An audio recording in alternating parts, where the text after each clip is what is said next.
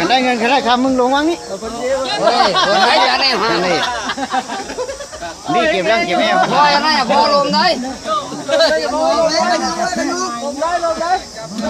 กระทืบรถจะพอเอามึงก็เย็บน้ำจ้อยมึงก็ไปเย็บตรงนู้นนะ